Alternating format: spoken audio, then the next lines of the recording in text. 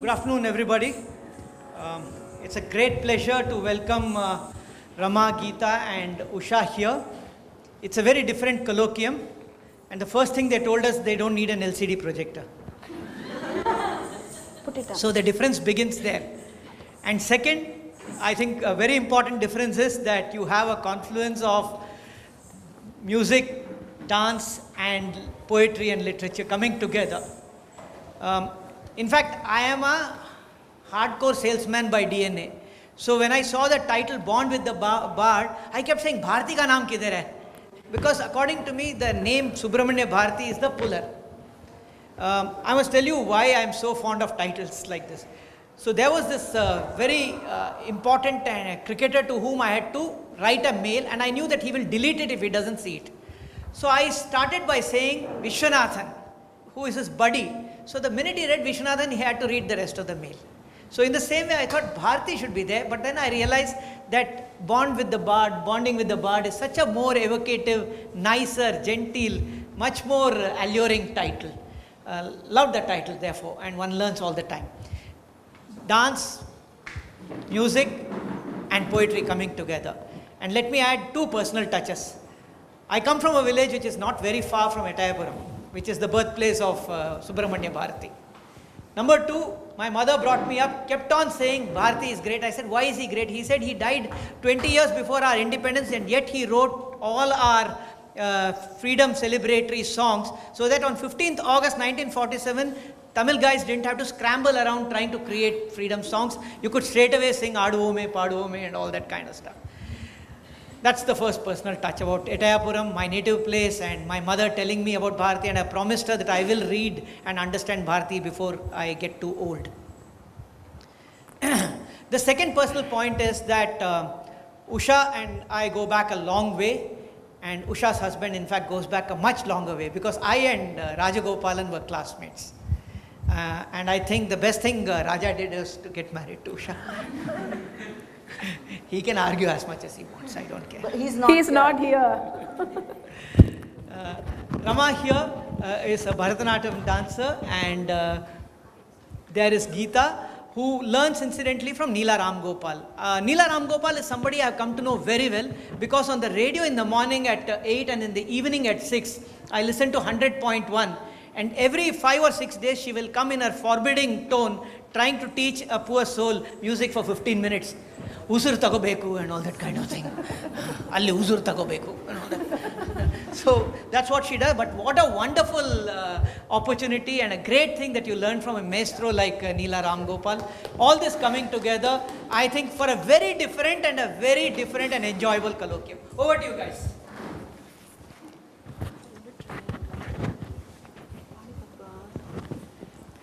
Whether the volume was okay, does it sound? We'll just test Geetha's voice. Just It's not professional. It was sounding as you see naturally. சின்னஞ்சிறு கிளியே கண்ணம்மா செல்வ களஞ்சியமே bass ಜಾಸ್ತಿ ಇದೆ. No adjustment is possible. சின்னஞ்சிறு கிளி அதேதான் கண்ணம்மா செல்வ களஞ்சியமே என்னை கலி தீர்த்தே உலகில் ஏற்றம் புரிய வந்தாய் சின்னஞ்சிறு கிளி.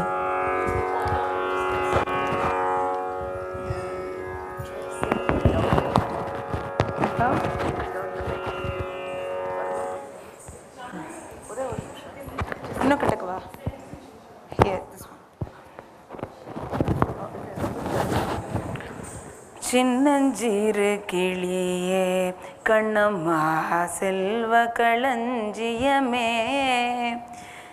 என்னை கலி தீர்த்தே உலகில் ஏற்றம் புரிய வந்தாய் சின்னஞ்சிறு கிளியே.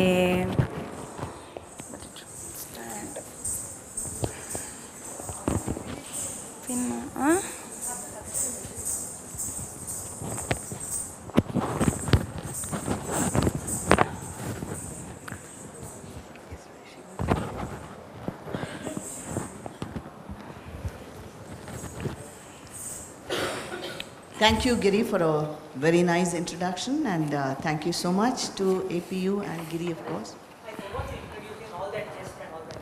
Yes. You must allow me to also introduce. So I'm so sorry. See, the problem is that in all this fun and games, one forgets some important things. Usha is actually 3 in 1. Novelist, writer, poet, translator, and also one of Bangalore's foremost environmental crusaders. The Puttanalli Lake project is championed by her. So while I was having all the fun with the mic, I forgot to do the most important thing. Apologies, but I hope you enjoyed that introduction.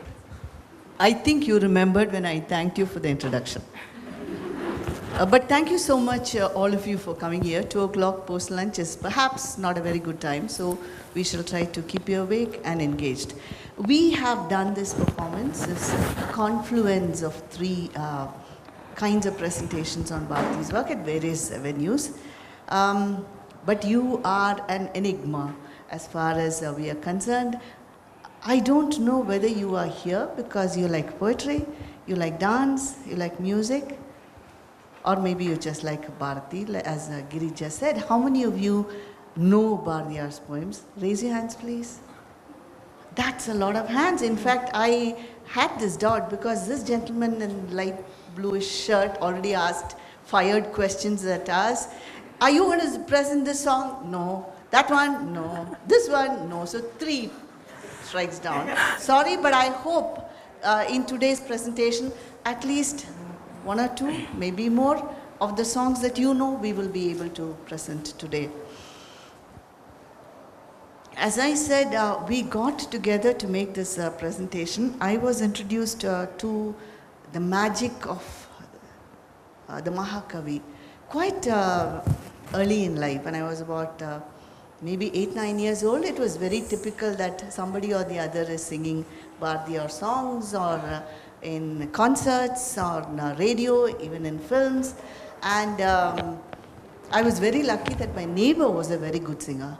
So I would go to a place all the time and tell me, please sing this song, sing that. And I got pretty much addicted to Bharati's poetry. Like in one of his poems, he has said that when you listen to Krishna playing the flute, you go in a trance and your mouth falls open. And that was pretty much my situation when I used to hear Bharati. And at that age, I had decided that when I grew up, I am going to translate Bharati's poetry. And also, firstly, because I wanted to understand the meaning of his poems. Unfortunately, I studied in an English medium school, and though we spoke Tamil at home, my Tamil was pretty bad and I could not read at all. So gradually I had been learning to understand the poems better. And I had also decided that whenever my book is launched, I will also sing the songs. Yes, it did happen, but I realized I couldn't sing to save my life. So I was again very fortunate that Geetha, my dear friend and neighbor, I roped her in, and we had our book launch in British Council at Bangalore, and then we had it once in Chennai, in Trivandrum, several other places in Bangalore as well. If I asked her yesterday, why did you get into this? She said, because you asked me. But I'm sure she has some other reason as to why she is doing this. So I would like to call on Geetha to say why she's here.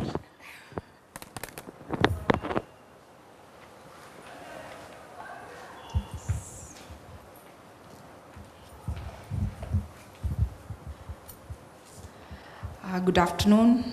So this is the first time on stage where I'm asked to speak, so I need this. Not like Usha, who can speak extempore. Okay, I started learning Carnatic music from a very young age, as any other traditional South Indian girl. And growing up in Tamil Nadu, I learned a lot of Bharatiya songs, either to perform in school programs or for some competition. Every year, my school used to conduct music competition on Bharatiya songs. That encouraged us to learn more of his songs. Also, for any competitions in school, the prize given would be either a Bharatiya song book or a Tirukural book. And we were not having this landmark coupons or crossword coupons.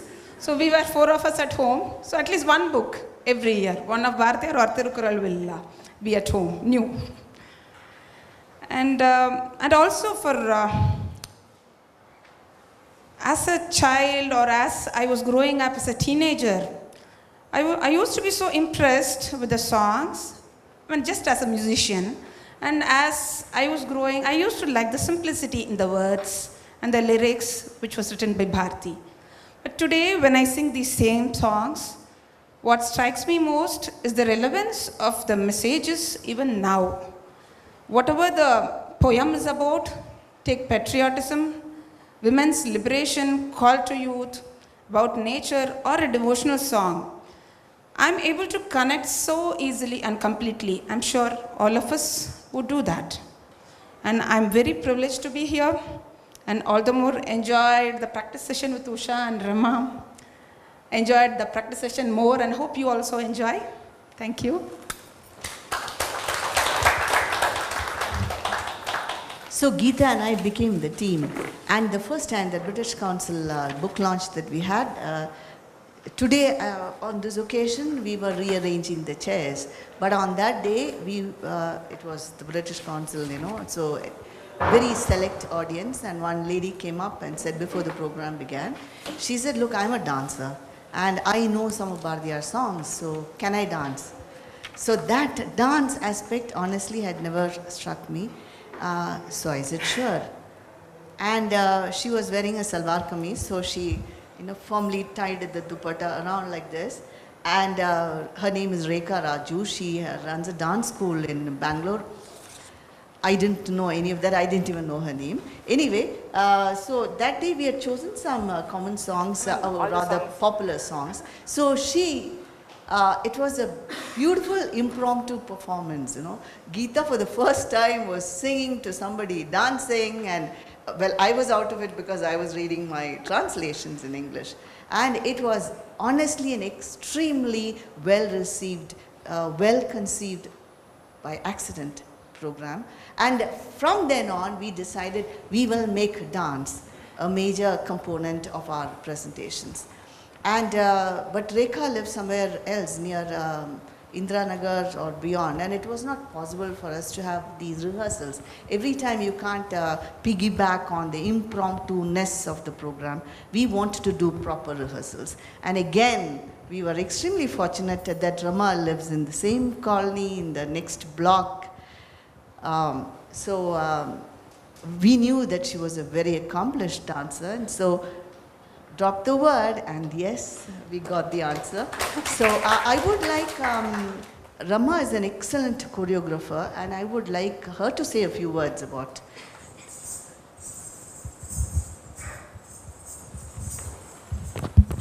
Thank you, Auntie. I don't know if I'm accomplished or not. Perhaps you'll all judge it by the end of this session, but I think as dancers, I don't know how many of you have been exposed or have seen Bharatanatyam performances before, have you? I know he has, because he said is there Natuvangam, is there Mridangam, which was wonderful. But have any of you had an opportunity to watch classical dance? Okay, have you watched Bharatanatyam? Any other form? Kathak? Kathakali, oh wow. And okay, so then maybe I have to speak a little bit about this form, because I think that becomes very important and it sets the context. Bharatanatyam, as opposed to what popular people think, is not actually a very old dance form that came from eons. Bharatanatyam, in fact, is actually a very modern form of a classical dance form, perhaps just a couple of centuries old. We trace back our roots to pre-Vedic era, and it's believed in mythology that Brahma created the 5th Veda. He created 4 Vedas, of course. So you have the Rig, Sama, Yajur, and Atharva Veda. And all these Vedas were meant for the enlightenment of the human souls. And it so happened that once the Devas, who were immersed in learning all the Vedas, went to Brahma and said, we are too caught up in our brain with all this philosophy and moksha and salvation. So we need something to give us a breather from these very heavy concepts, because we are getting drawn very inward and we need some kind of a stress buster, so to speak. So Brahma created the fifth Veda, the Natya Veda, and he took excerpts from each of the other Vedas. And it is believed that he transferred all the knowledge of the Natya Veda to this great seer who apparently had the ability to traverse between the human, subhuman, and subtle bodies as we know as. And he was Bharata, or Adi Bharata, and hence Bharata's Natya Shastra was born.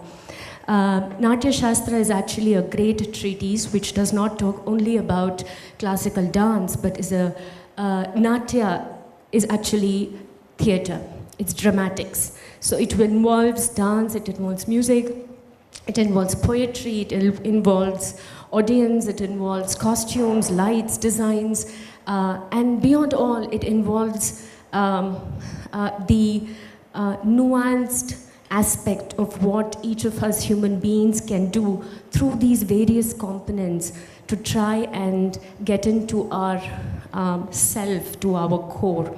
And it so happened that Natya Shastra was then passed on to several other sages. Bharata Muni had several disciples to him, to whom he passed this on. And so it is believed that through generations and generations, this Natya Shastra was in vogue, and different people across the length and breadth of our world started practicing it.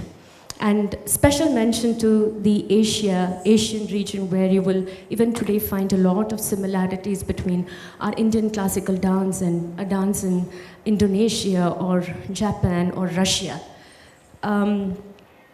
And it so happened that over several centuries it was in vogue, and Britishers finally came to our land. They massacred us, they took away our identity, and they killed our soul, so to speak.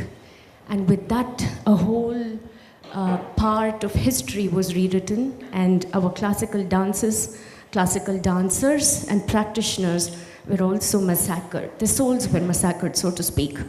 And then, parallelly during the reign of all the kings, dancers were dancing in the courts of the Rajas. They were dancing in temples. Britishers came, they abolished dance, and these dancers who had spent their entire life and their ancestors who had taught them, they were all just left outside on the streets.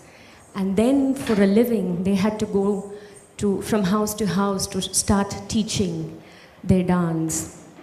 And so dance has now come to each one of us, and today, very ironically, every South Indian household daughter is a dancer, especially in Bharatanatyam and Carnatic music. That's pretty much a long history of what we are, but I think it's very important for us to understand that our classical dance forms are not something that's just there. You know, it has a very deep context in our history, in perhaps even the evolution of what we are today. And if we were to look back at history, if we were to look back at mythology, I think one aspect that sort of threads through all these generations is the fact that music and dance has played an extremely important role. Literature, architecture, sculptures, paintings, all these have had an extremely important role, especially in our Bharata Desha. So I think I'm very proud and I'm very blessed, grateful that I have a few threads of this talent bestowed in me. And classical dance form takes several years to master. It's a very disciplined art form. We generally start very young. And because of these historical and spiritual context, Bharatanatyam often is associated with a very spiritual connotation. So when we dance, we're always dancing to Ganesha and Shiva and Muruga and telling, why are you not coming? Come. And then there is philosophical connotation saying, I am the Jiva aching for the Paramatma, so please give me moksha. Which is what we are trained to perceive, believe and practice. So when Usha auntie called me finally to say, you know what, we're doing the Bharatiya poetry, would you like to dance? Growing up in a South Indian household, Bharati was a very common name.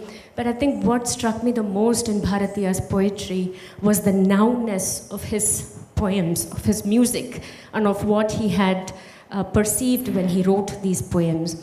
Contrary to asking Muruga to come and bless me and take me away and calling a heroine saying, go tell Shiva that I'm pining for him. Here was Bharati telling his wife, oh, how pretty you are.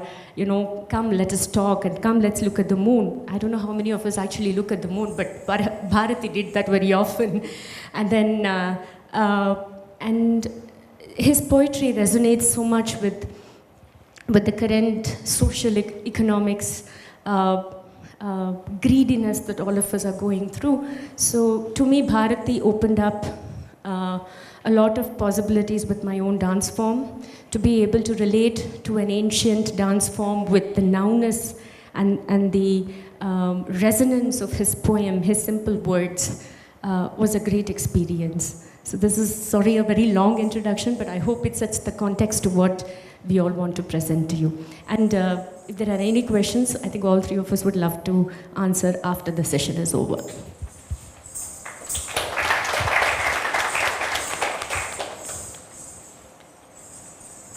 Rama has shown much greater wisdom than I did when I began translating. I did it for the sheer pleasure without knowing what a difficult task it is to translate, and I obviously translated my favorite poems, which were very, very few in number. But before I did that, I knew that I had to develop competence in both the target language of translation as well as the source language. So to improve my writing skill as a writer, I focused on writing different kinds of writing and poetry and articles and books and things like that. And I ventured into translation because in a particular novel, which is being released later this month, I wanted the protagonist, he goes to Udupi temple, and on Friday, Sri Krishna is dressed in Mohini Avataram, and I wanted a particular poem of Bharati, Shuttumidi Shudardan Kannama Surya Chandraru. I wanted the translation of that and I didn't get it. So I said, no, I'm going to do it. Let me see what this, anyway it is a manuscript. Doesn't work, it doesn't work. So I did that, and one of my friends happens to write poetry herself, so I showed her the 4 lines and she asked, where is the rest of it? It's so good. I said, yes, now I've arrived, and now let me get started. And I began with translating my favorite poems, and then I wanted to know whether am I really being honest to the text.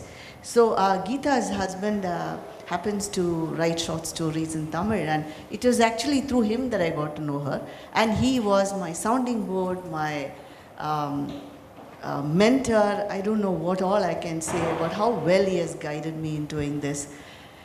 And the more I start, obviously as a professional writer, when my manuscript of poetry is only about 25, it's not going to get published. So I started reading more and more. And the more and more gems I completely unearthed. Then I realized I was running into major problems because the poems which I know, which I keep singing all the time, even though I am a terrible singer, but these songs I have not even heard. So how am I going to internalize it? And that is when I realized that I need to get into understanding the life of Bharati, the times that he lived in. To a large extent, yes, it was possible by reading the poem closely, by discussing it with Krishnan and with others. But some poems really, really flummoxed me. One goes something like this. மங்கியதோர் நிலவினிலே கனவிலது கண்டேன் வயது 16 இருக்கும் இளவயது மங்கை பொங்கி வரும் பெருநிலவு போல ஒளி தோட்டம் புன்னகையின் புதுநிலவு போல போற்ற வரும் தோற்றம் துங்கமணி மின் போலும் வடிவத்தாள் வந்து தூங்காதே எழுந்தன்னை பார் என்று சொன்னாள் அங்கதனில் கண் விழித்தேன் அடடா ஓ அடடா இது அழகெனும் தெய்வம் தான் அதுவென்று அறிந்தேன். Now can you imagine, is he talking about a beautiful girl, or is he talking about just a dream? What on earth was the subject about? So I started reading the books written about Bharati, and his own wife has written a beautiful book. Finally, I got to know that Bharati was so upset about India not getting liberated that he went to sleep and he dreamt that he was meeting this goddess comes to him in his dream, and he asks her questions. I'll just take the liberty of reading out the translation. It's titled The Goddess of Beauty. On a night dimly lit by the moon, I had this dream. A heavenly young girl, not more than 16, her face glowing like the rising moon, her smile curved like a crescent moon, and body like a lustrous gem, came up to me. "Don't sleep, wake up, look at me," she said softly. I stared in awe at her beauty, not believing my eyes. This vision of splendor must be a goddess, I realized. Which is greater, I asked the deity, meditation or penance? Penance is meditation, she said. Meditation is penance. Are God and matter different, or are they the same? Irandu maam, undru maam, yavu maam. They are one, they are both, they are all you can name. Will the rain cloud know our thirst and shower? Does it understand the craving for water? Isn't it the rain that shows affection? She asked. Isn't the downpour a sign of its passion? Kalathin vidhi madhye kadandidumo endren. Can time surpass wisdom? I wondered. Kalame madhinukkor karuviyam endrar. Time is but a tool for the intellect, she answered. Will desires on earth be fulfilled? I then asked. 1 or 2 out of 4 may come to pass. Will thoughts ever be given up to an auctioneer? Think resolutely. You will reach your goal, don't fear. Moolaithai challo vendavo endren. Mugathil arul kaattinal mogamadu thirndhen. Should I or should I not talk of the fountainhead? Her face showed grace. My ardor for answers ended. So this is when I realized the importance of learning the context of the poem, and what prompts the writer to write this. This, for him, the country was all, poetry was all. From childhood, he had shown an immense propensity for words, for music. He saw songs, he saw music in everything. He was born in 1882 on December 11th, and even today the date is celebrated as Bharati's Day, especially in Chennai. And he lost his mother when he was 5 years old, and that was a loss which he had always suffered, even though his stepmother was absolutely good to him. And he grew up pretty much as he wished, because prodigies don't listen to rules, and his father wanted him to learn English, do very well in arithmetic, and become an engineer, and become rich and successful and happy for the rest of his life.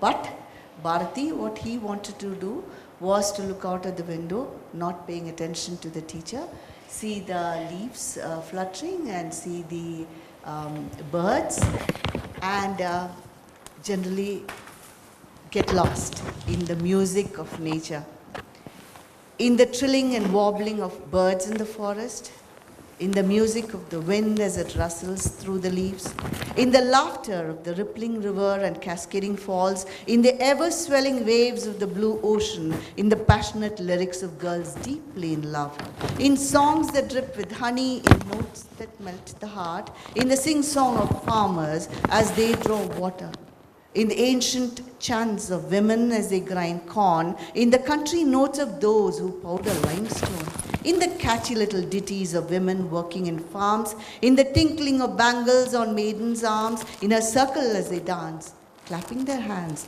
in the notes of the flute and the veena, and in instruments that men strum or blow air through, in the melody that is heard all day long, in the teeming city, and in nature's wilderness. In all these notes have I lost myself. He did indeed get lost in nature. And his father was pretty much desperate, and his grandfather brought him up, introducing him to the wealth of Tamil literature.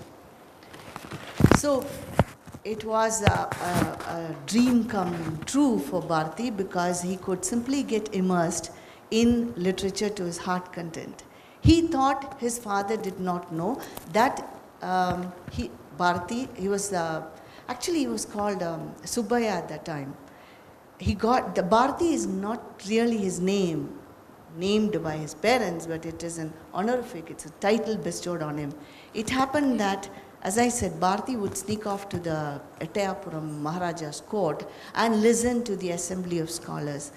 And he thought his father didn't know, but of course it's a small place and the father is bound to know that this little boy is going and listening to the scholars and at times bursting out into impromptu poetry. And it was at one such a gathering of scholars and poets that they were so enamored by his poetic skill. He was just about 11 years old when they conferred the title of Bharati, one blessed by Saraswati, on him. And from then on, he came to be known as Subramania Bharati. The father tried really, really hard. He was, within himself, he was very happy that his son was so good at poetry. But poetry then and now doesn't feed anybody. And his father really wanted, his father had a cotton ginning mill, and he tried a number of technological innovations in it, and all of them failed. So he was pretty much miserable, and he wanted his son to be, as I said, wealthy and happy. Whether wealth and happiness go together even today, I don't know, but the father definitely believed in this. And what happened was, in an attempt to make Bharati realize the seriousness of life, the seriousness of familial responsibilities, he got him married when Bharati was 14 years old. How old do you think his wife would have been? Murmurs, I can't hear. About 8 years old. And it was a very elaborate wedding. Those days, the weddings used to even go on for 7-8 days, because basically it was a child marriage. And how do you keep the children entertained for all these days before thrusting into the responsibilities? Oh, now you're married, you better settle down, don't go out and play. So this marriage was, of course, a very, very elaborate one, and the entire Ettayapuram must have come. And what did Bharati do? He is, of course, a poet. Please don't ever forget that. He sang love songs to his wife. Or rather, the wife-to-be, perhaps. They were not songs that he had written. His early poetry was okay, but not to that level that they would woo a bride. And Chellamma squirmed in embarrassment. What is this man doing? Whom have I married? Who is this specimen? Because she's been around with normal people, and this is certainly not normal behavior. Unfortunately for Bharati, a year after he got married, his father died. Must have been sheer despair, a broken heart. And Bharati now had to grow up in a hurry. He had to realize that his academics had to be finished. He can no longer goof around. He had to finish his studies. He had now his wife, his stepmother, their stepbrothers, the sisters, to look after. He could not afford to be in a modern usage, the bindas poet. He had to show some responsibility. He went to his uncle's house in Banaras, and in 2 years he completed his studies. The Maharaja of Ettayapuram happened to visit Banaras, and he invited him to take up a job in his court. What was his job, you think? He was the court poet, but more than writing poetry, he had to read out literature to the Maharaja. And that is not something our hero was ever going to do. After a few months, he chucked his job and he started teaching in a school. I think his salary was about 17 rupees a month. And even that was a purely temporary arrangement. It was somebody had got, the regular teacher was on leave, and so he was a standby teacher. And he had to seek another appointment. He became the sub-editor using some influence through contacts. He became the sub-editor of this magazine called Swadesamitran. Swadesamitran was also an avenue for him to publish his poetry. But poverty has always been Bharati's partner. On the one hand, his wife, and on the other side, it was poverty. But Bharati, even though he's a genius, he still wants. What does he want? He wants what all of us want. A patch of land I want, Parashakti. Give me a patch of land. On that patch of land, Parashakti, I want a house built for me. Its pillars decorated, Parashakti, and balconies painted white, palm trees beside the well, Parashakti, with long fronds and tender nuts, 10 or 12. Those palms, Parashakti, with long, those coconut trees I want nearby. Moonlight should descend gently, Parashakti, casting a gleaming veil of white. The soft cooing of the cuckoo, Parashakti, should fall lightly on my ears. A gentle breeze should blow, Parashakti, and bring pleasure to my soul. A young wife I want, Parashakti, to share all these with me. Our joyful togetherness, Parashakti, blessed with poetry. Living in that open land, Parashakti, be there to guard us. With the power of my songs, Parashakti, enable me to defend this earth. Now, Geetha.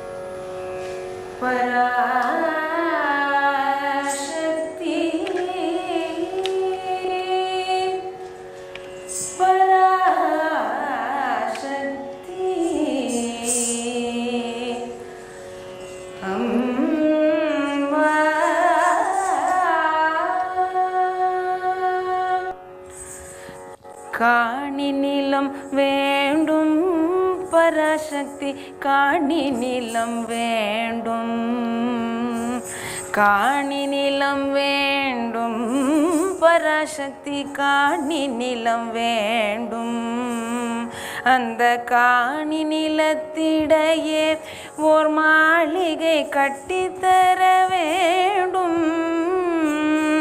10 12 தென்னை மரம் பக்கத்திலே வேண்டும் நல்ல முத்துச்சுடர் போலே நீலா ஒளி முன்பு வர வேணும் கத்தும் குயிலோசை சற்றே வந்து காதிற்பட வேணும் அங்கு கத்தும் குயிலோசை சற்றே வந்து காதிற்பட வேணும் என்றன் சித்தம் மகிழ்ந்திடவே நன்றாயிளம் தென்றல் வர வேணும் என்றன் சித்தம் மகிழ்ந்திடவே நன்றாயிளம் தென்றல் வர வேணும் காட்டு வெளியினிலே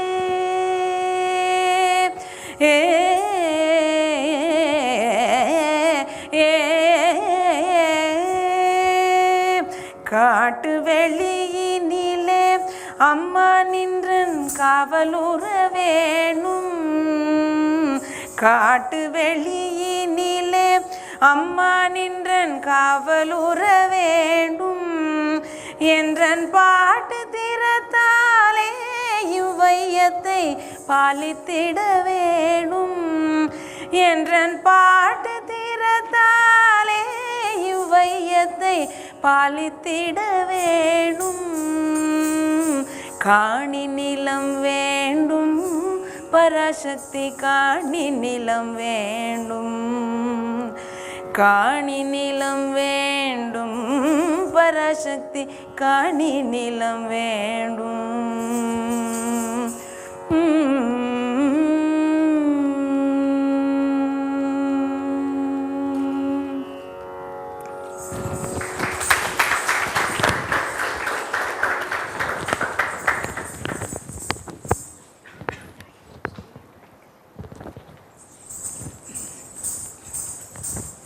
She just told me that we are perhaps running out of time. If Bharati had written only poetry like this, he wouldn't have really got into much of his troubles. But he wrote pretty hard-hitting political songs which completely antagonized the British. We'd like to present one poem for you. Olipadaitha Kanninai Vavava. There's a small incident as to why Bharati wrote it. I don't know how many of you are aware of this. There was this gentleman called Subbaiah Bhattar. He was a great believer in Bharati. Once his son fell ill, this Bhattar's son fell ill, and he came to Bharati and said, some spirit has got into him. You just touch him on his forehead and you can cure him. So Bharati said, please, first of all, I do not believe in spirits. And secondly, I do not believe I have any such special ability at all. But Bhattar insisted. So he said, okay, just to please you, he took some vermilion kumkumam from Parashakti's feet, touched, put it on the boy's forehead, and he sang the song, Po, Po, Po. And the boy in a trance, he shouted, yes, I'm going, and he fell in a faint. The father took the boy home. 10 days later, the boy was absolutely recovered. And Bharati said, it was Bhattar's faith in me that actually drove, if at all, a spirit away. And just like this, if we Indians have faith in our ability to drive away the British, it will happen. This is a very long poem, Olipadaitha Kanninai Vavava, but actually there is the first part of it which says several stanzas saying Po, Po, Po. And that is the relevance to the incident, but here what we will present to you is the Vava part of it. Come hither, come here, you with eyes bright and sparkling. Come hither, come here, you with hearts never wavering. Come hither, come here, you whose words are sweet to hear. Come hither, come here, you who are strong of shoulder. Come hither, come here, you whose thoughts have clarity. Come hither, come here, you who cannot endure the nasty. Come hither, come here, you who show pity for the destitute. Come hither, come here, you who walk like a bull well built. Come hither, come here, you the youth of Bharat. Come hither, come here, you with matchless strength. Come hither, come here, you who have come like the rising sun to dispel the gloom that has gripped our beloved nation. Come hither, come here, the pride and lost glory have come to restore to our dear country. You who have seen the greatness of our past, come here and lead us to strive in that path.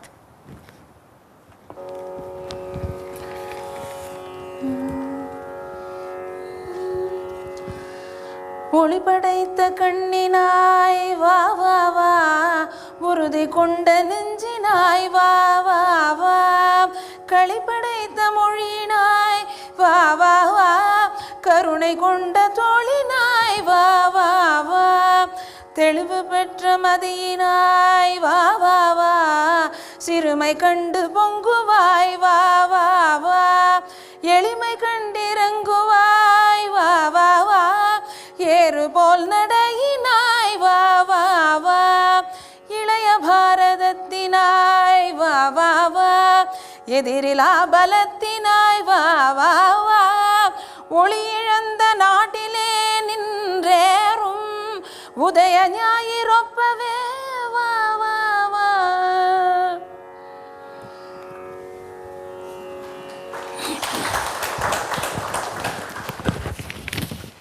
Chellamma had to manage the house with whatever little money, which was practically next to nothing, that Bharati was bringing over.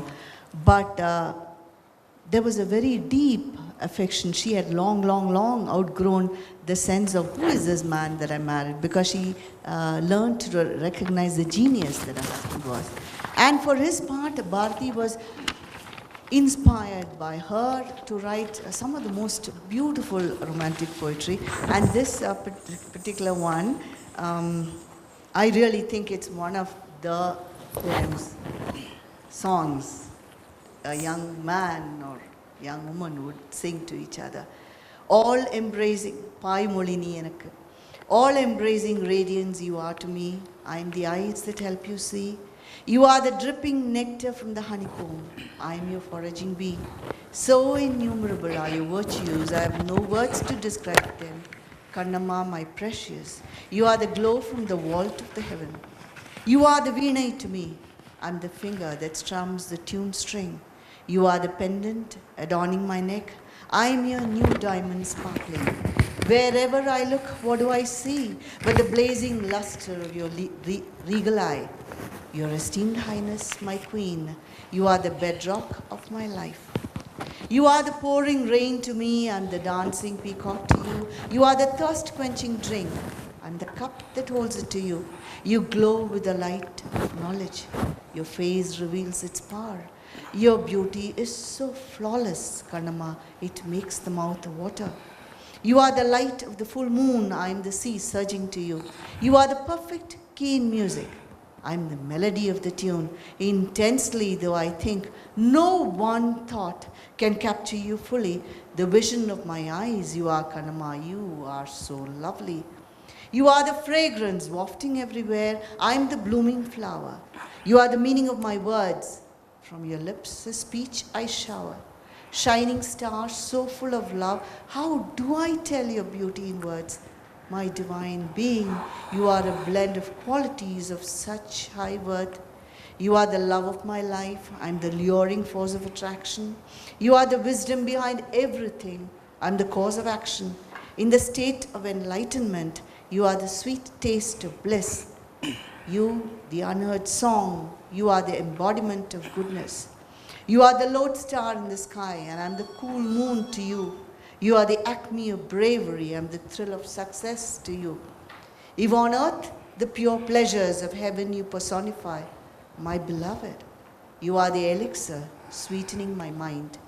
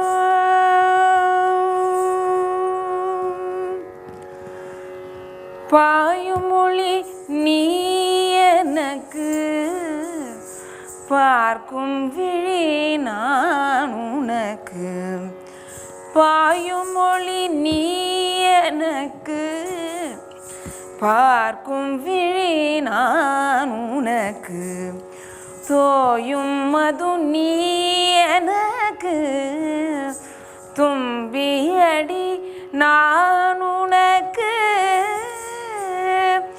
தோயும் மது நீ எனக்கு தும்பியடி நான் உனக்கு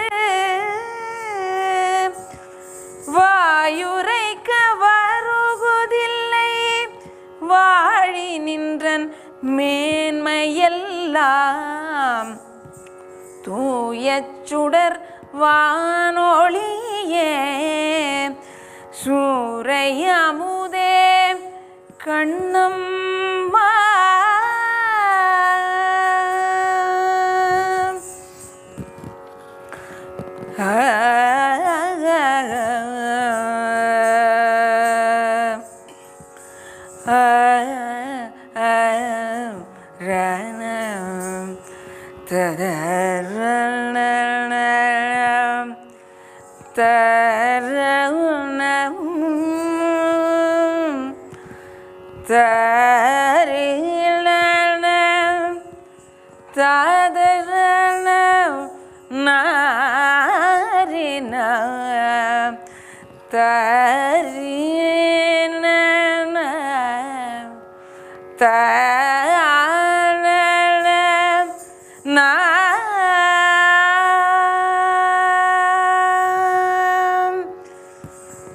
வானமழை நீ எனக்கு, வண்ணமயில் நான் உனக்கு. வானமழை நீ எனக்கு, வண்ணமயில் நான் உனக்கு. வெண்ணிலவு நீ எனக்கு, மேவு கடல் நான் உனக்கு. வெண்ணிலவு நீ எனக்கு, மேவு கடல் நான் உனக்கு. வீரமடி நீ எனக்கு, வெற்றியடி நான் உனக்கு. வீரமடி நீ எனக்கு, வெற்றியடி நான் உனக்கு. தாரையடி நீ எனக்கு, தன்மதிய நான் உனக்கு.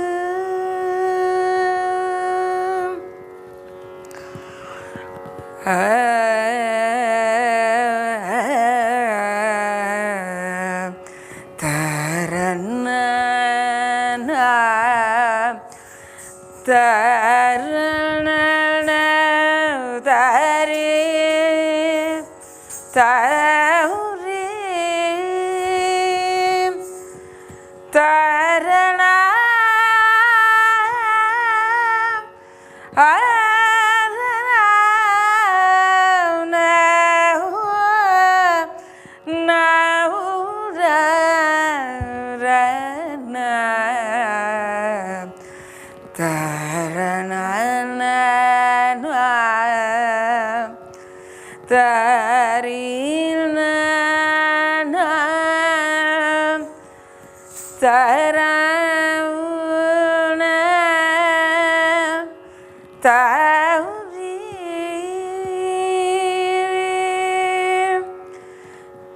காதலடி நீ எனக்கு, காந்தமடி நான் உனக்கு.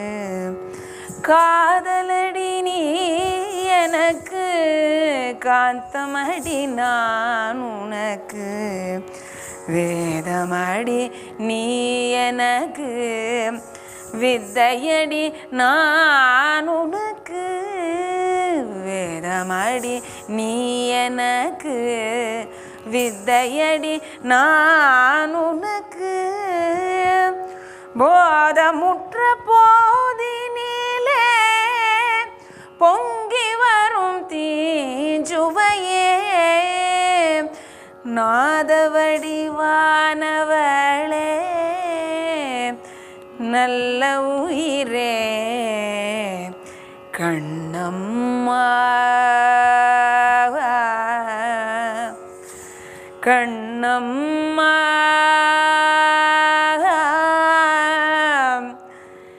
Kannamma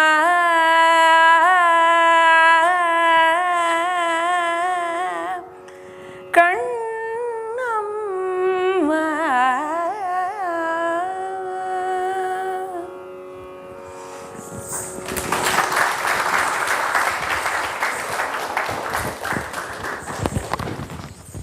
In 1908, Bharati brought out his first book of poetry called Swadesa Geethangal.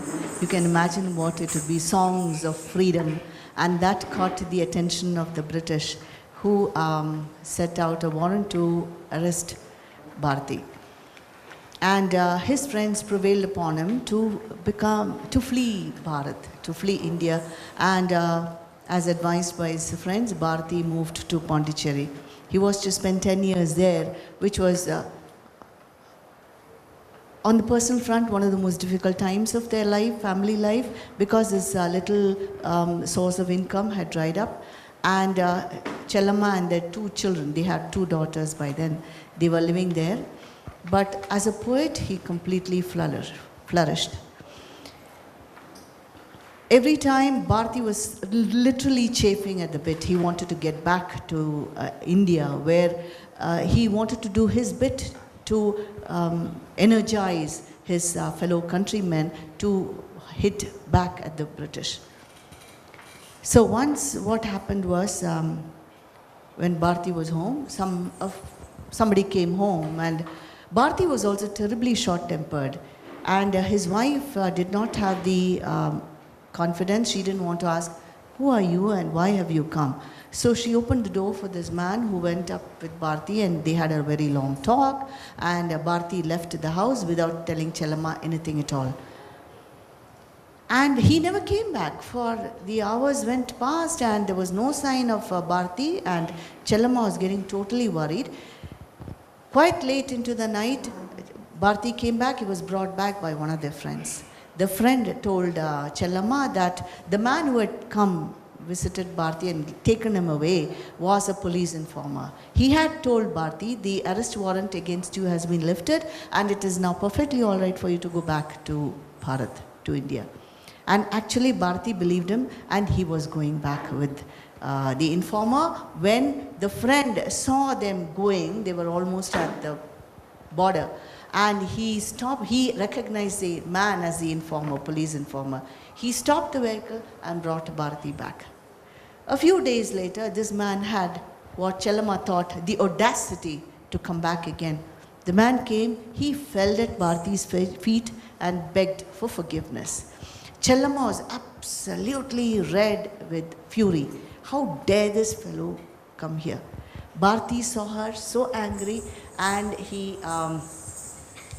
recited this song to her.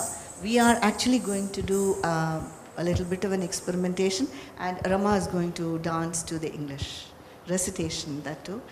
This is called, in Tamil, it's called Pagaivanukku Arulvai Nannanje. Pagaivanukku Arulvai. You can hear me, right? It's titled in English, Show Mercy to the Enemy. Show mercy to the enemy. Show mercy to the enemy, kindly heart. Show mercy to the enemy. Show mercy to the enemy. In the thick of smoke. In the thick of smoke, there is fire. In the thick of smoke, there is fire. We have seen this on earth, kindly heart. We have seen this on earth. In the midst of enmity, God dwells as love. In the midst of enmity, God dwells as love. Kindly heart, God dwells as love. A lucent pearl can be found nestled within an oyster shell. Don't you know this, kindly heart? Don't you know a lucent pearl can be found nestled within an oyster shell, kindly heart? Growing in the midst of refuse, can't the Madhavi creeper bloom in profusion, kindly heart? Growing in the midst of refuse, can't the Madhavi creeper bloom in profusion, kindly heart? When falsehood creeps into the mind, can the mind be at peace, kindly heart? Can the mind be at peace? If but a little poison is added to pure honey, if but a little poison is added to pure honey, can it still be called honey, kindly heart? Can it still be called honey? To subdue another is to take one's own life. To subdue another is to take one's own life. Haven't you heard this, kindly heart? Haven't you heard this, kindly heart? Show mercy to the enemy, kindly heart. show mercy to the enemy.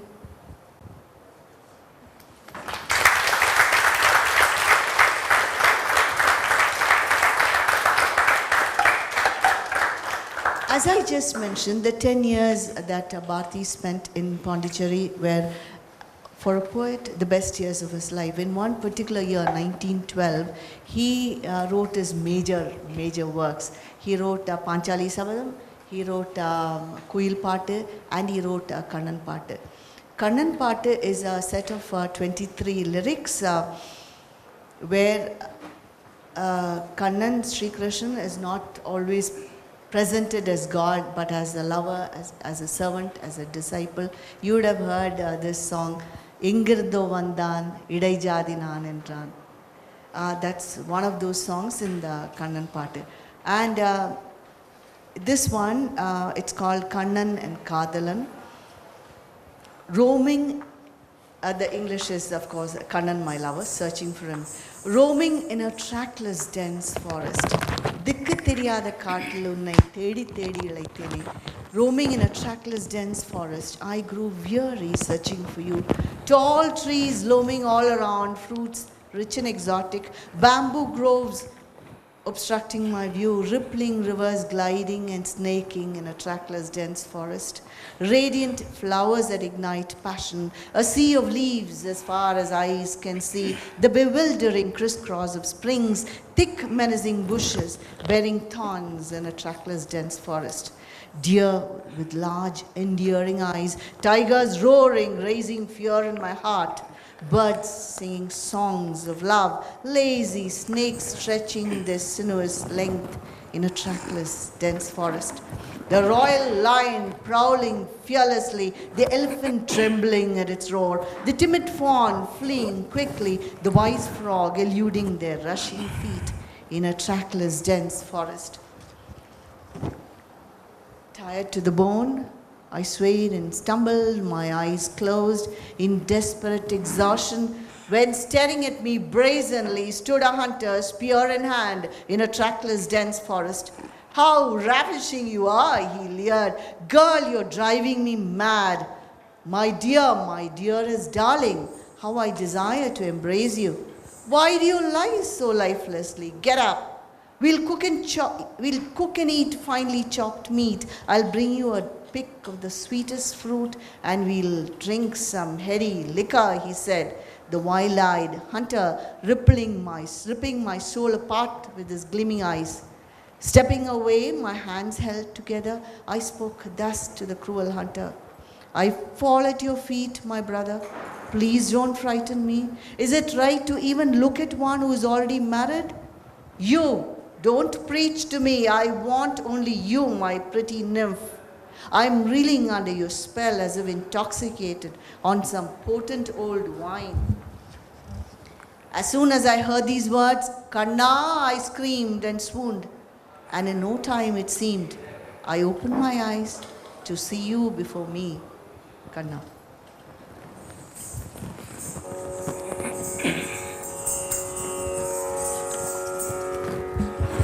This one poem I just wanted to share with you all. I think it's so relevant to especially the times that we live in right now.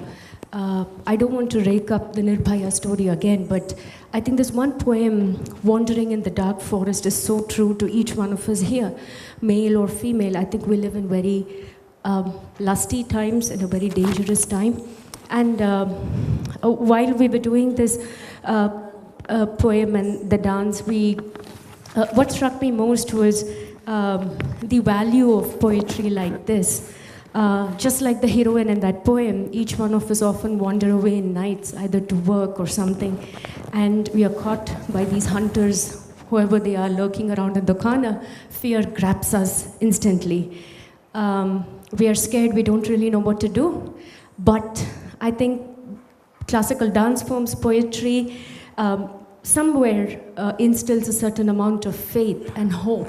And this poetry especially, when the woman falls away with so much of fear, and she just opens her eyes and she says, oh my God, the hunter is gone. Oh, Krishna, you're here. I don't know how many of us can fall in the fear and find a Krishna saving us. But I think the poetry what it teaches to me is there is hope somewhere.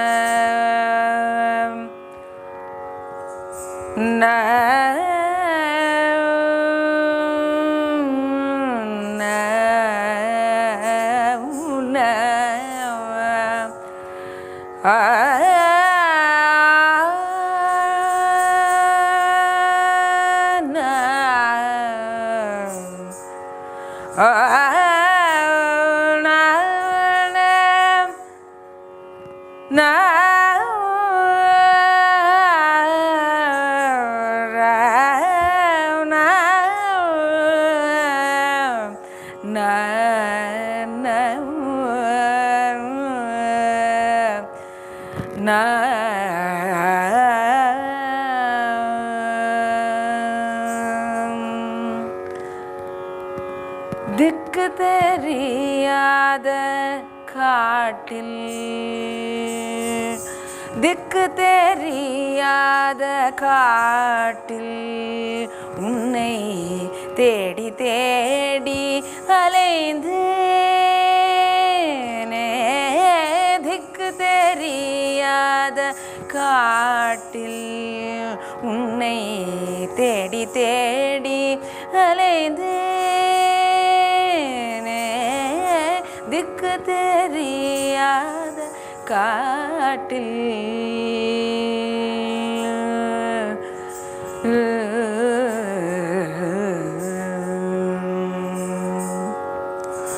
கால் கை சோர்ந்து விழலானேன் கால் கை சோர்ந்து விழலானேன் இரு கண்ணும் துயில் படரலானேன்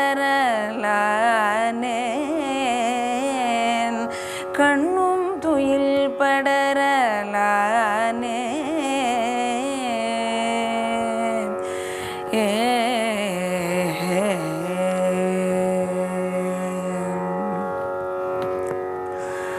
க ப ப ப ப க க ப ப ப க ப த நி த ப ப ப க ப த ப க ப த ப க ப க ரே க ரே ச த ச ச ச ரே க ரே க ப ப ப ப க ப த ச ச ச ச ச நி நி த த ப ப க ப த ச நி த ப ப ப ப க ப த ச ரே க ச ரி த ச ப த க ப க ரே ச ரே க ரே க ப த ச நி த ஒரு வேல்கை கொண்டு கொலை வேடன் ஒரு வேல்கை கொண்டு கொலை வேடன் உள்ளம் வெட்கம் கொண்டொழிய விழித்தான் ஒரு வேல்கை கொண்டு கொலை வேடன் உள்ளம் வெட்கம் கொண்டொழிய விழித்தான்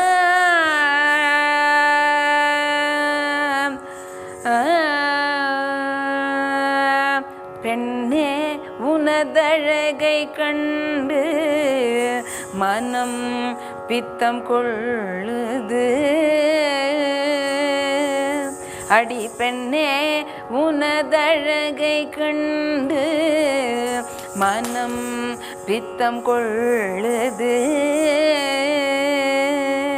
அடி கண்ணே எனதிரு கண்மணியே அடி கண்ணே எனதிரு கண்மணியே உன்னை கட்டித் தழுவ மனம் கொண்டேன் கண்ணே எனதிரு கண்மணியே உன்னை கட்டித் தழுவ மனம் கொண்டேன் அண்ணா உனதடியில் வீழ்வேன்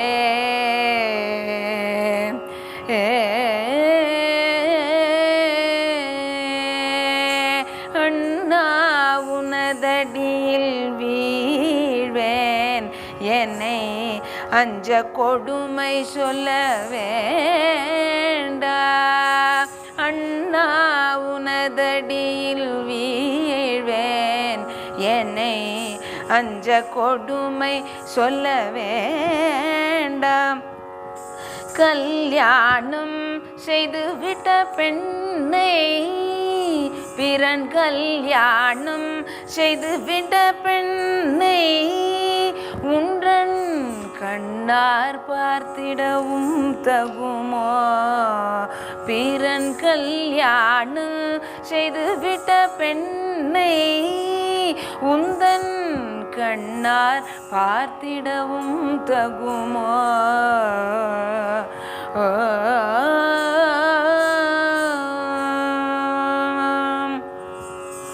சாத்திரங்கள் வேண்டேன் ஏடி சாத்திரங்கள் வேண்டேன் உனது இன்பம் வேண்டுமடி கனியே சாத்திரங்கள் வேண்டேன் உனது இன்பம் வேண்டுமடி கனியே நின்றன் மொடிக்கிருக்குதடி நின்றன் மொடிக்கிருக்குதடி தலையை நல்ல மொந்தை பழைய கள்ளை போலே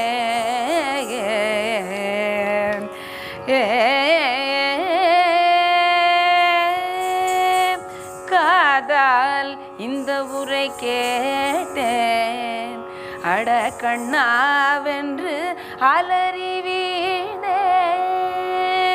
காதால் இந்த உரை கேட்டேன் அட கண்ணா கண்ணா அட கண்ணா வென்று அலறி வீழ்ந்தேன் கண்ணா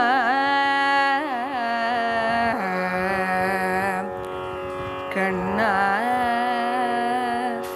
கண்ணா மிக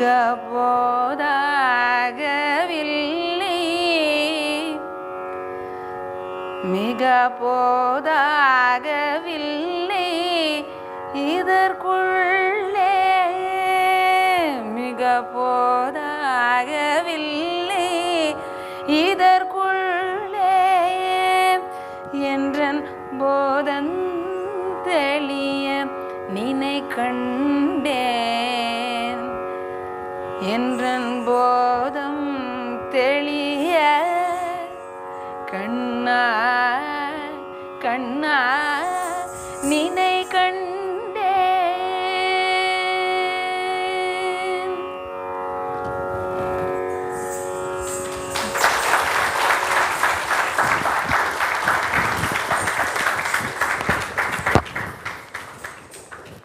It is funny that Rama should have seen so much of meaning in this poem, because when I was translating the poem, I could see the dancer dancing in the forest. So I found it a huge coincidence that we should be at the opposite poles and yet we come together to find such meaning in this song. Bharati didn't always write lyrics or love poetry, or he also wrote, experimented with successfully in writing various kinds of poems. And incidentally, I would also like to tell you, he was so good at music, Carnatic music. Most of his songs he had set to ragas himself. It's a different matter that people do not always sing to that particular raga. And prose poems, he has written quite a few, and this one is titled Malai, Rain. exploding the 8 boundaries of space. Takka dheem, tarikita dheem, tarikita dheem, tarikita. Cracking the rugged mountains, the rain hurtles, hurtles, hurtles, tam, tarikita takka tadingida tittom. The earth tills, tills, tills, the wind blows like one possessed. Takka dham, tarikita dham, tarikita dham. Lightning slashes the air, bold waves slam against the sky, clouds thunder, the howling wind drills into the blue yonder. Chada chada chada chada tata. The sky rumbles steadily, the entire space crumbles. Where did this rain come from, brother? The universe is rocking, rearing its 1,000 heads. The snake lunges madly, galactic hills leap. The gods above are beating their drums. What a divine sight we have seen, we have seen, we have seen, we have seen the play of time.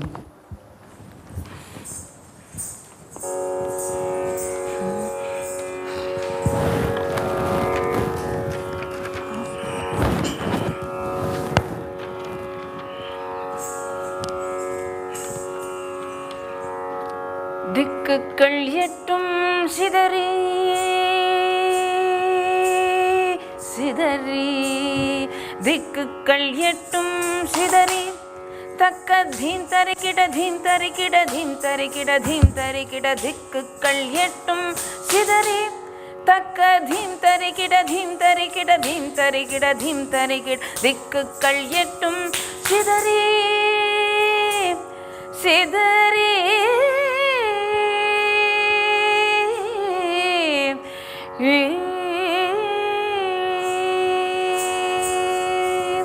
பக்க மலைகள் உடைந்து வெள்ளம் பாயுது பாயுது பாயுது பக்க மலைகள் உடைந்து வெள்ளம் பாயுது பாயுது பாயுது தாம் தரிக்கிட தக்க ததுங்கின தோம் தித்தோம் அண்டம் சாயுது சாயுது சாயுது தாம் தரிக்கிட தக்க ததுங்கின தோம் தித்தோம் அண்டம் சாயுது சாயுது சாயுது பேய் கொண்டு தக்கை அடிக்குது காற்று பேய் கொண்டு தக்கை அடிக்குது காற்று தீம் தரிக்கிட தீம் தரிக்கிட தீம் தரிக்கிட தீம் தரிக்கிட திக்குகள் எட்டும் சிதறி சிதறி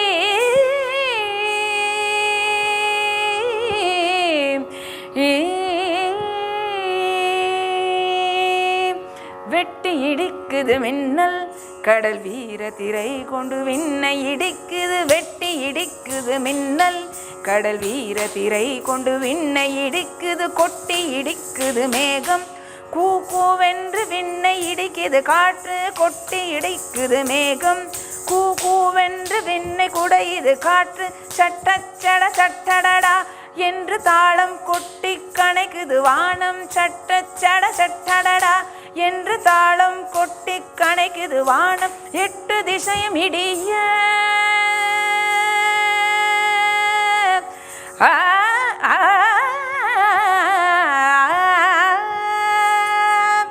எட்டு திசையும் இடிய மழை எங்கனம் வந்ததடா.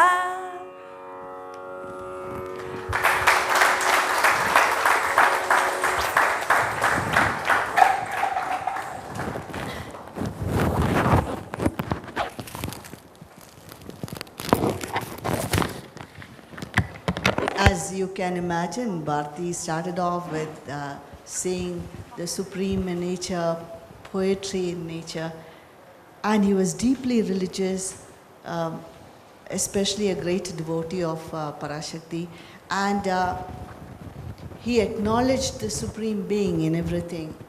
There is no one big or small. There is nothing that's living and non-living. And this is a prayer to Iraivanai Vendidal. Divine munificence, countless, countless are the pleasures you have created for us, dear God, dear God, dear God. Countless are the pleasures you have created. You merge the living with the lifeless, created with the 5 primal elements of wondrous world, transformed the universe with vibrant colors and with things of beauty in such abundance. Countless are the pleasures you have created for us, dear God. You created the serenity of nirvana, gave the enlightened the clarity to know truth. You forged a path called piety.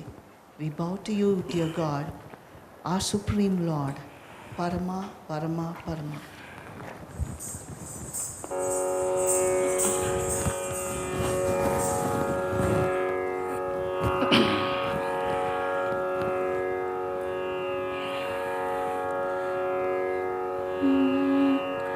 சித்தினைய சித்துடன் இணைத்தாய்,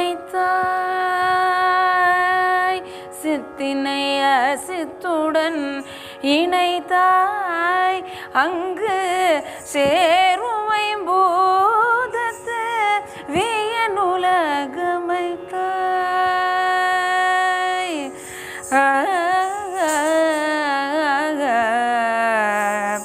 சித்தினைய சித்துடன் இணைத்தாய், அங்கு சேருமை பூதத்து வியனுலகமைத்தாய்.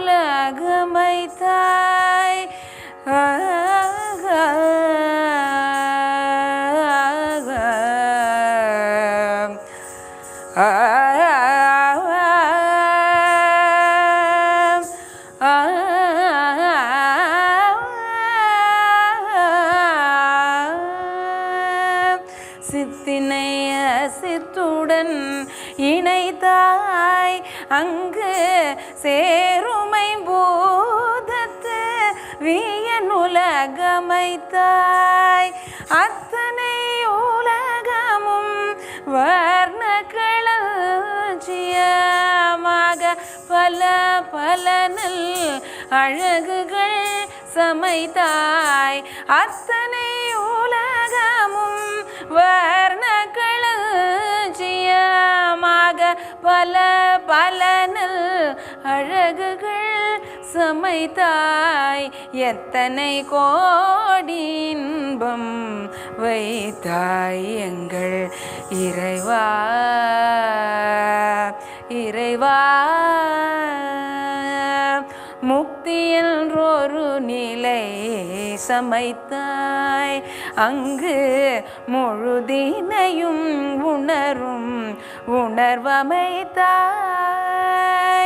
முக்தி என்றொரு நிலை சமைத்தாய், அங்கு முழுதினையும் உணரும் உணர்வமைத்தாய். பக்தி என்றொரு நிலை வகுத்தாய், பக்தி என்றொரு நிலை வகுத்தாய்.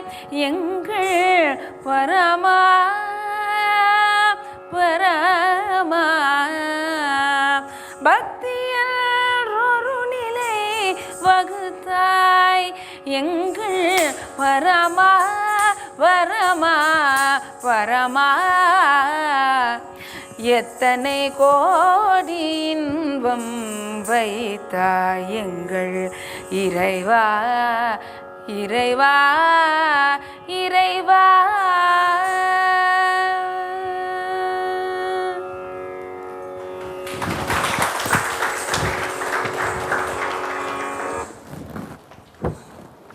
On 20th November 1918, Bharati decided enough was enough. He was no longer going to be a political fugitive living in Pondicherry, and he decided to cross over to India.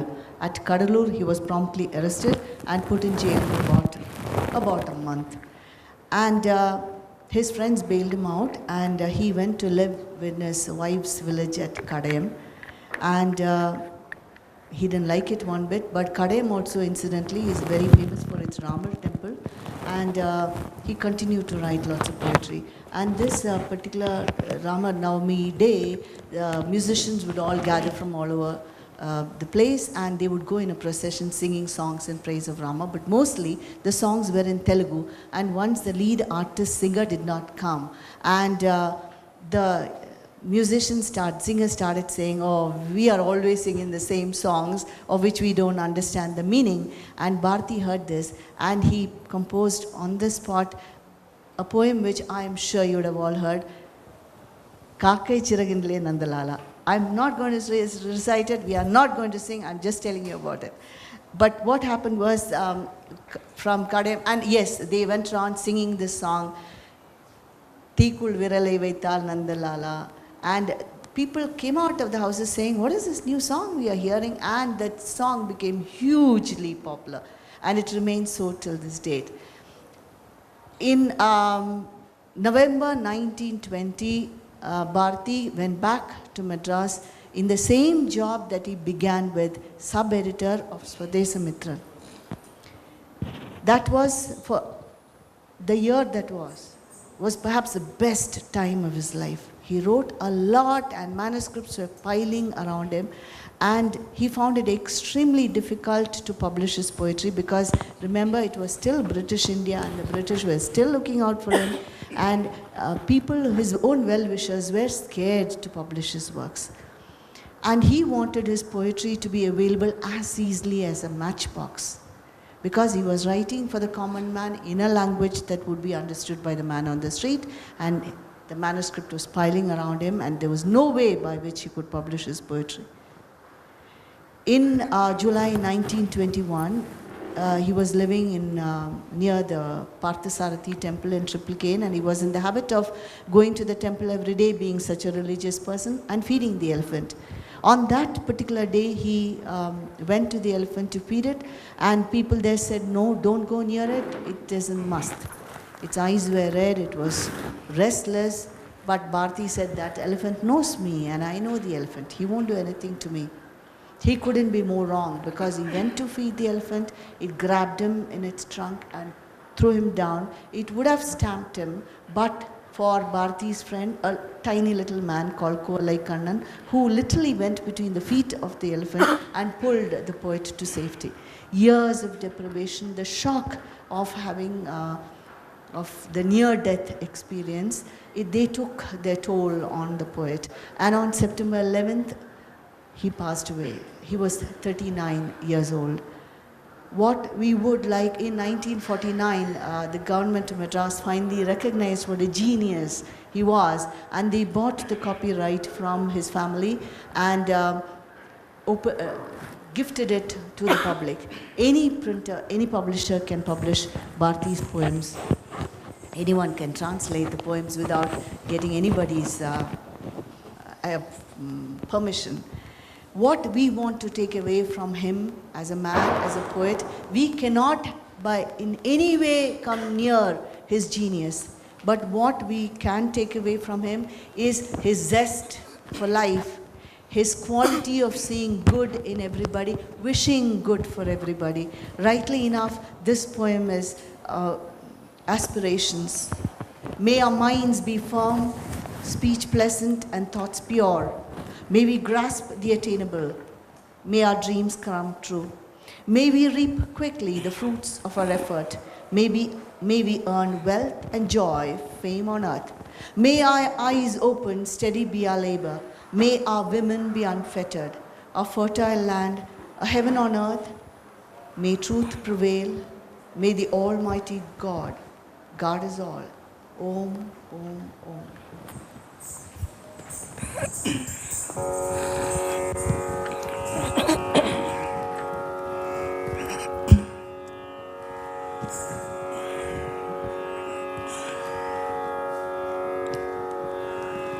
மனதில் உறுதி வேண்டும்,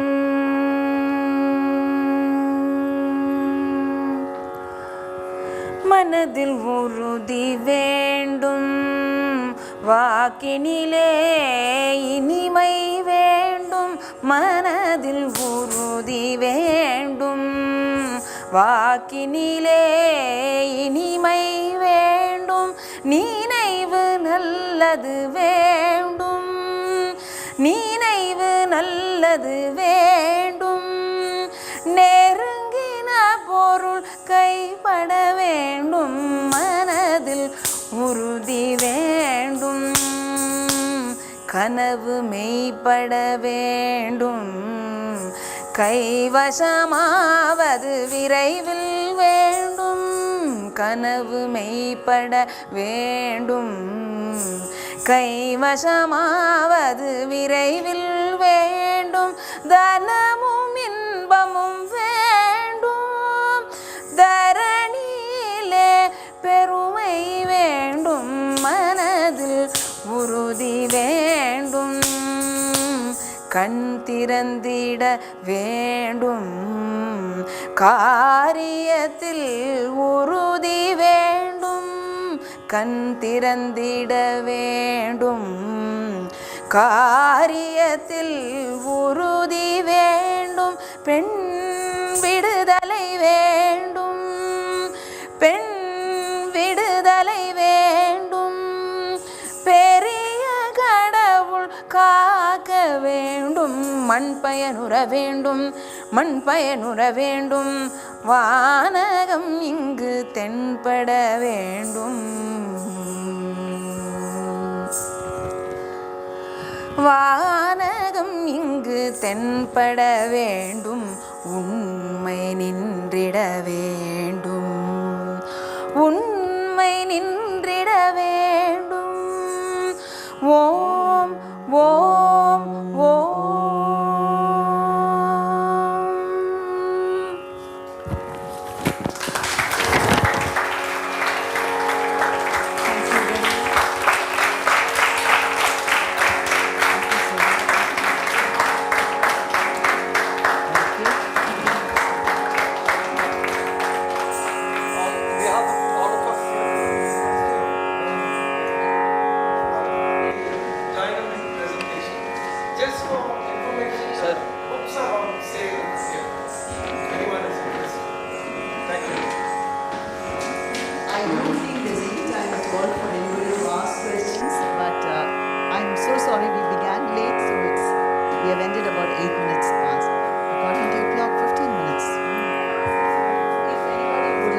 Questions, we have the time if you have the time.